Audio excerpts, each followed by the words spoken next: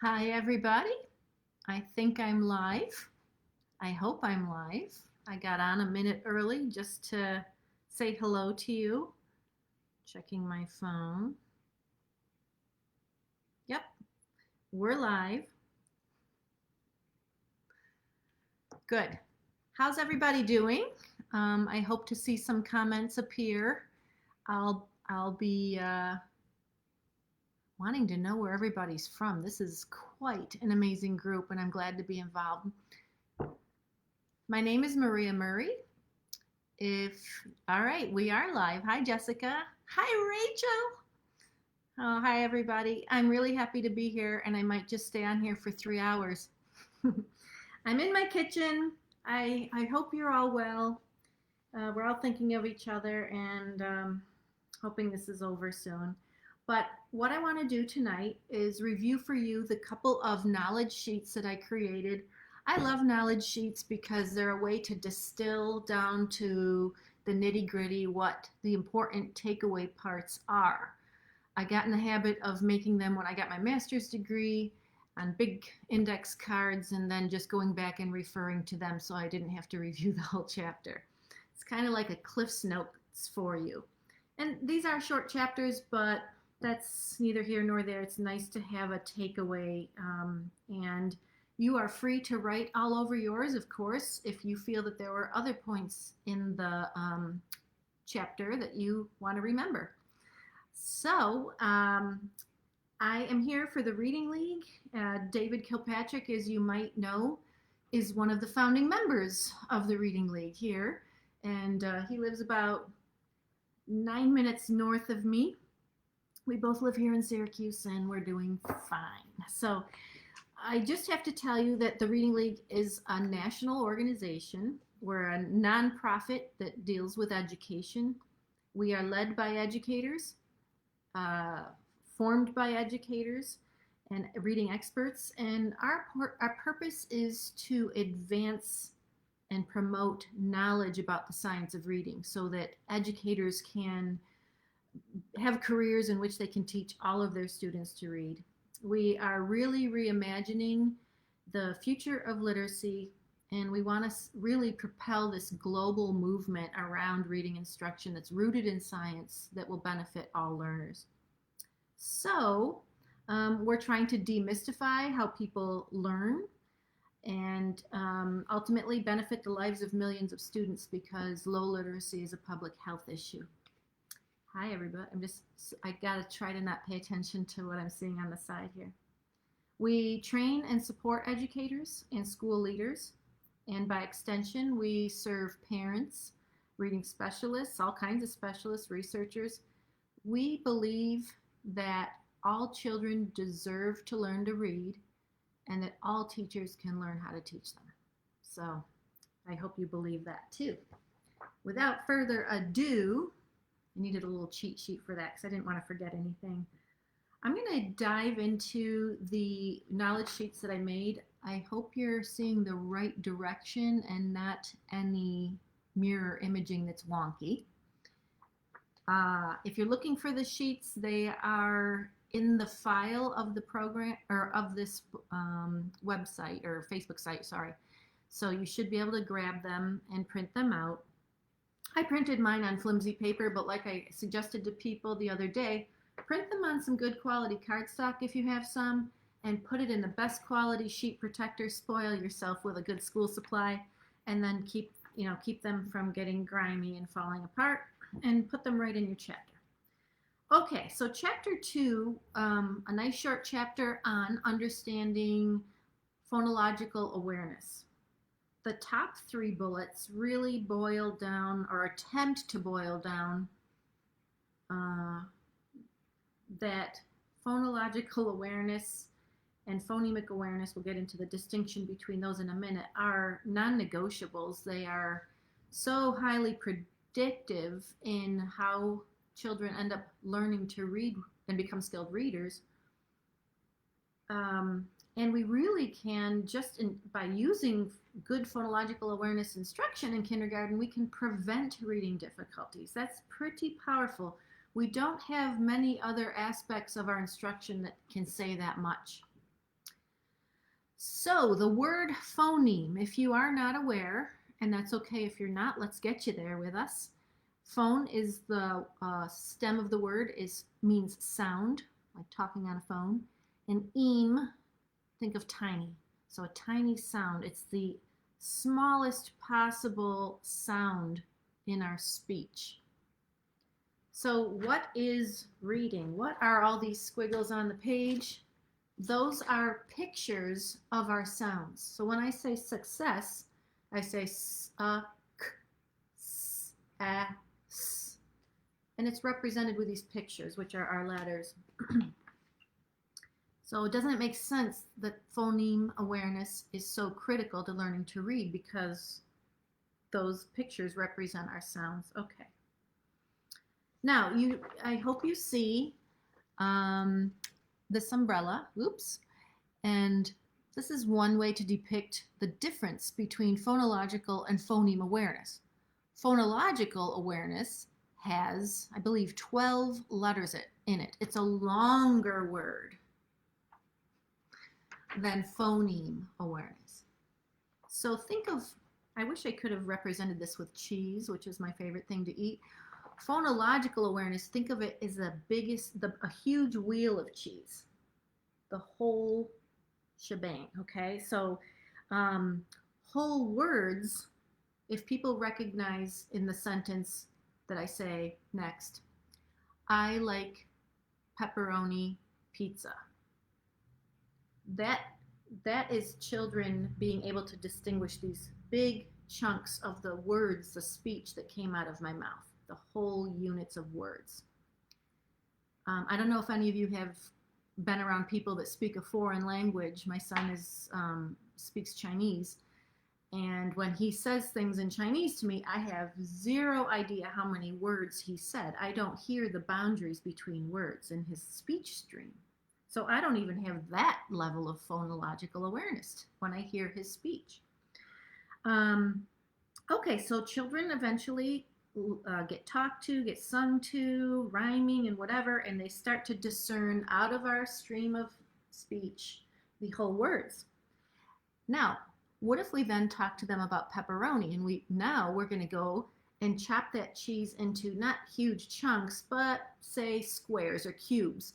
Now those are the syllables in our stream of speech. If I just say pepperoni, do you hear pepperoni? Okay.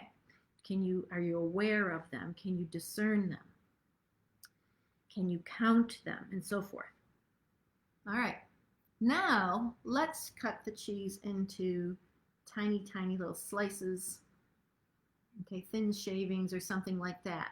And that would be like shaving off an onset from a rhyme in a word, like luck.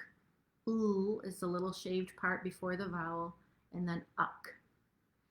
Alrighty, and that's on the next knowledge sheet, a little more detailed. Finally, we're going to grate the cheese into a little fine sprinkly, okay? And those are the phonemes. So I hope that you see that phonological awareness is the big umbrella, the big wheel of cheese, and then we can chop that stream of, I don't want to say the stream of cheese, but the stream of language, the stream of our words, our spoken words, into various sizes. And of course, it gets harder and harder and harder the smaller they get. Children need to mature in their ability to make those understandings. Okay? I have a cute little picture of a child with a little mask on. I tried to turn that off. Am I trying to, throw that over there, suggest to you that you should blindfold children? I don't want to be the one to do that. But what about if you're a parent and your child is behind you in a car seat, buckled up, and do not turn that radio off, turn the Disney movie off, and talk to them and break language down. Have them count words, have them clap syllables, have them remove the onset from the rhyme, have them rhyme words. So you can build phonological awareness. Are you pulling your car over and saying, wait a second, honey, let's write this down and read this? No, this is just an oral, auditory thing that we're doing. Sorry about that. Okay. Can everyone still hear me? My daughter's excited about something, and ding, ding, ding. My family's your family tonight, everybody. Okay. So then the last few, okay, just I want to say this again, though, that we don't have pen, we don't have paper when we're talking about this. We don't have dry erase boards or markers or anything. This is just an awareness of language, speech, auditory understandings. Okay, so remember the final bullet points that I took to be important from pages 16 to 19. Maybe this knowledge seed is something that you can copy and put in your faculty's mailboxes or share, or it's a great starter for sharing the science of reading, a nice segue into a nice entry point into something so critical. All right, shall we go to the third one? I'm just trying to see. Everyone likes cheese. Awesome. I'm trying to see if you have a readiness to go to the third one. I assume so. We can move on, yes, or we'll be here all night. The next chapter, chapter 3, levels of phonological awareness. And the beauty of this chapter is I have outlined in the red box. Red is important tonight. This chapter's value is in understanding how that structure of the phonological awareness screening test is laid out. So very simply, and just think about that cheese again. Phonological awareness develops in stages, and you can go to pages 24 and 25 as a handy reference here to find how the phonological awareness screening test levels and the program in the books levels equate to the development of phonological awareness. So as we kind of said earlier, syllable level, pepperoni, will be easier to break apart and manipulate than the onset rhyme level, which is the little slice of cheese and the remainder of the word. I did go a little bit into onset and rhyme in case that's a new concept for people. We just submitted the next Reading League journal to the printer, and they tried to fix the spelling of rhyme to what they thought it would be, and the lady's like, oh, I learn something every day. So rhyme is the part of the syllable that includes the vowel sound and any consonant sounds that come after it. So you can see some examples there as a quick reference. Key takeaway, if you don't know this, something to master in your mind right now, is that every syllable has a vowel sound. So therefore, every syllable will have a rhyme, a part of it that has a vowel sound in it. It may not have an onset. Excuse me, I'll try to show you where I am right here. Okay, in the red small print. All right. So on, up, out, ant, edge, inch, all of those start with a vowel sound and end with some consonant sounds. They do not have an onset. Okay, hopefully you learned something. I decided to highlight in the dotted lines, to be fancy, this sentence. It says, students who struggle with reading tend to get stuck at the onset rhyme level or basic phoneme levels.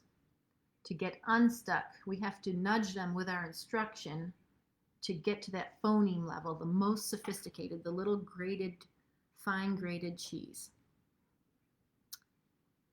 So, yep, reminder, these handouts that I'm providing tonight are in the notes file of this, dig around on this Equipped for Reading Success Facebook page and you should find these.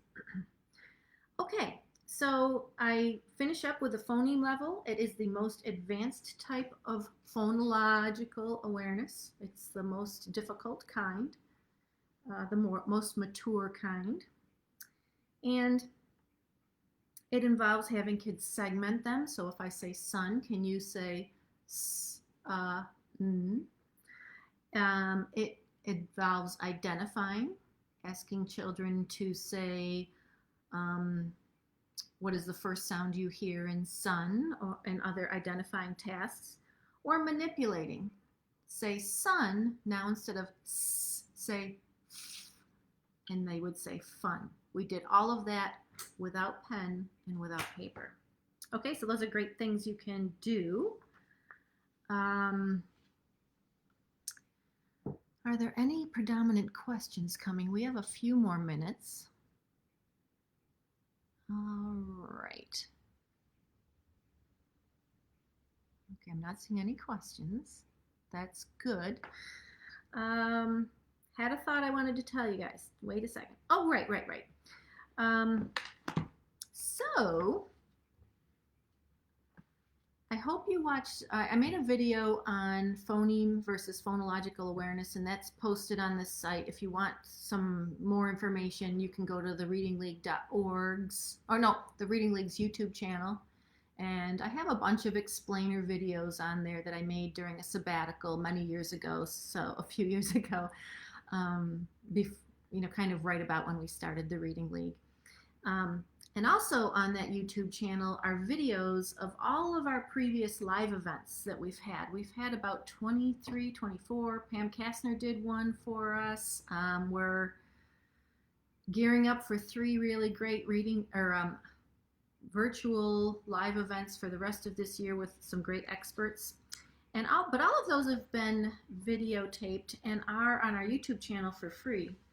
And at each of those live events, we've given out knowledge sheets. I'll give you an example. Here's one. You can tell I love knowledge sheets. And these are only stapled because I'm working from my house and my copier can't make double-sided ones, so ignore me. But here's one from a live event we did in January 2017. This has been like the most popular thing. We get emails all the time from people saying, can I get another copy? Can I get another copy? Can I make a copy of my copies for my friends? Yes, share these things. There's one on, for example, RTI. Amazing. This goes, and if you like these knowledge sheets, you can look at the accompanying video that they came from to learn even more. Why am I talking about these knowledge sheets? I'm going to tell you in a second, and I'll tell you more about them. I'm so excited about this group, the joy of learning in this group, the size of this group, the intention of this group, that I was talking to Donna and I said, what can we give these people for wanting to learn? And oh, I have a question in here and I'll try to get to it. Hold on, Amy. If you folks want to join the Reading League, which is free, you can go to thereadingleague.org and join tonight. We are going to send everybody 8 of our archived knowledge sheets. How about this one? Decodable texts, how they're a tool for teaching reading, and lesson to text match. This one's from a live event David Kilpatrick and I did a couple of years ago, 2016. The Reading League was only about 8 months old then. But evaluating the effectiveness of interventions. How do you know if your intervention's really effective or not? And some of his Essentials book stuff boiled down into a table for you. Misconceptions and facts on dyslexia. If you're new to all of this and dyslexia is a mystery to you, start here. Consonant phonemes. How do you pronounce those babies? Vowel phonemes. This isn't everything, but it's a nice basic start for you. Informative assessments for guiding your instruction and grouping. And some reinforcement on phonological awareness and developing proficiency. So all of these resources live on our YouTube channel, but the knowledge sheets are not on our website, but these 8 are our biggest bang for the bucks. and you will get them if you join the Reading League tonight. Now, what if you already are a member of the Reading League? Already thought of that? You'll be getting them in an email too. So look for that. You'll get the email probably tomorrow with the knowledge sheets, and new members, we're going to send them out by the end of the month to everyone that joins in the next couple weeks. Okay. Somebody asked why manipulation is important. Phony manipulation, and okay, good. I'm making sure I didn't miss any questions. I probably did. Phony manipulation is critical for developing the ability to read a word and then having it become a word that is one that you can recognize on sight.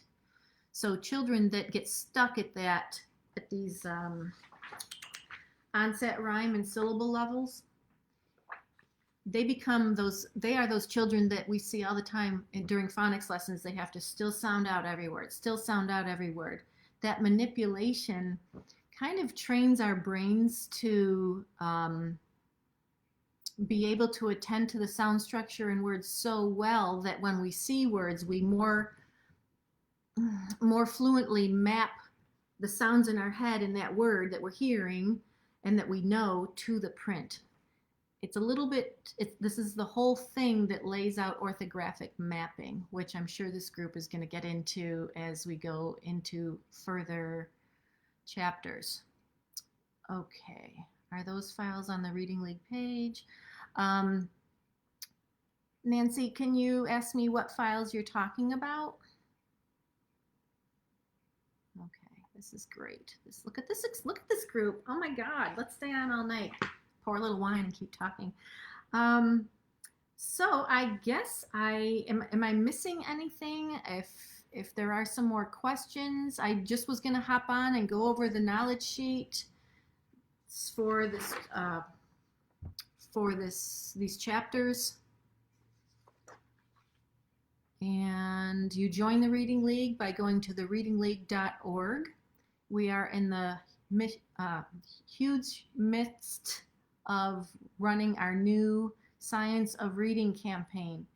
We need everybody in this entire country, thank you, Angela, to spread the word about the science of reading and spread the excitement for it. So yes, these knowledge sheets will be for basic membership, and then when we send you the knowledge sheets in an email, if you aren't a subscribing member yet, we're going to have a special discount code for you too, if you are interested in upgrading to that. Let me hold on a second.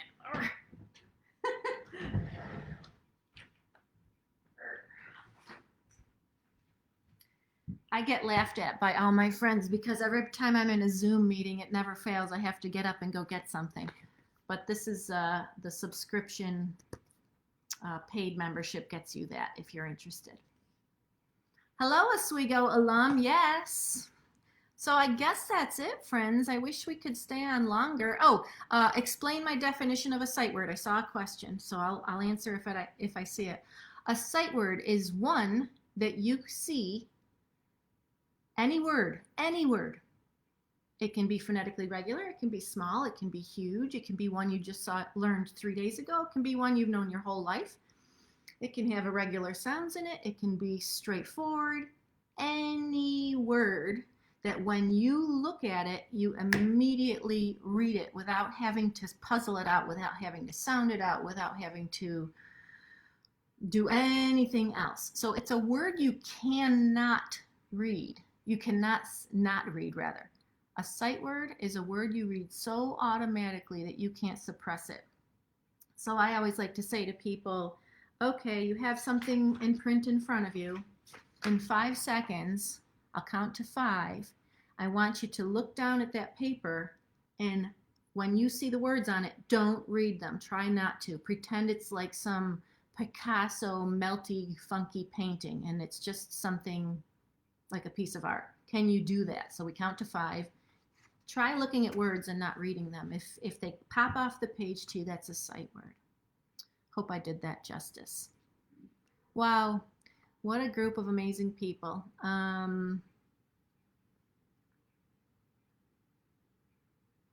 Oh, Sarah, Ruth Simone, you said, what about using the phonological awareness exercises in the book if children don't know the actual word meaning? So if they're English language learners, I would do it with words they do know and with words in English. I would make a combination because one will help them to understand the point of the exercise if they're familiar with the words, and the other will also teach them some word meanings and get them used to the English language.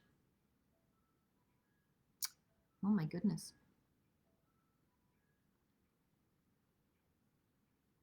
Oh, Sherry, hi. I agree with you that translating the type of learning necessary to truly read into e-learning. This is a concern for all of us, and we're going to be developing um, some online PD just on that kind of a thing.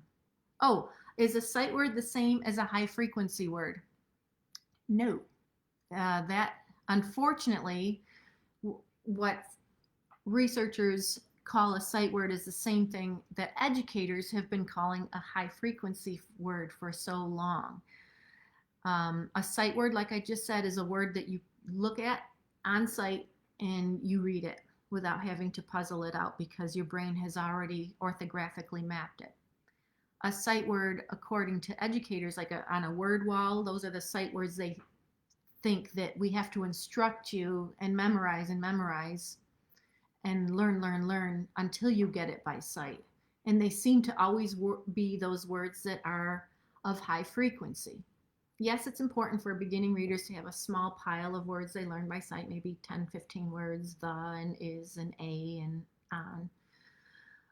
But we don't want to teach high frequency words or any other words for that matter by sight, visual memorization. I have another explainer video on our YouTube channel called Is Reading a Visual Memorization Task? And I tear that down. I talk about monkeys and pigeons. It's kind of funny. So I'm not going to tell you why I do that. Okay.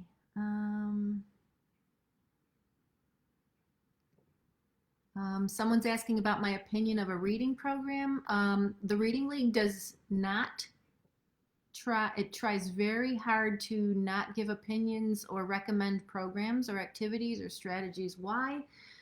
Again, our main mission is to provide knowledge. So if we can teach millions of educators and make sure in this land that there isn't a single educator that doesn't understand phonological and phoneme awareness and how to assess it and how to instruct it, if we can make sure that that's the case and understand other aspects of reading instruction, how the brain reads, how the brain processes print, why some students struggle, how to prevent it, then we don't ever need to go into the weeds of what programs to use because you will have that knowledge yourself.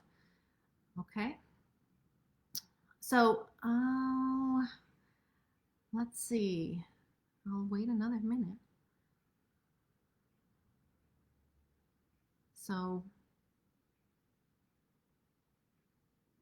let me see. I think I've done what I set out to do.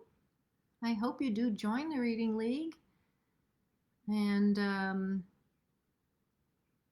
I don't know if Reading Essentials will ever come out in Audible form. That's it should, shouldn't it? That would be great. I'll tell David that's a good idea. I wonder if he can make that happen. Who should be the narrator of it? Not me, I hate my voice. All right.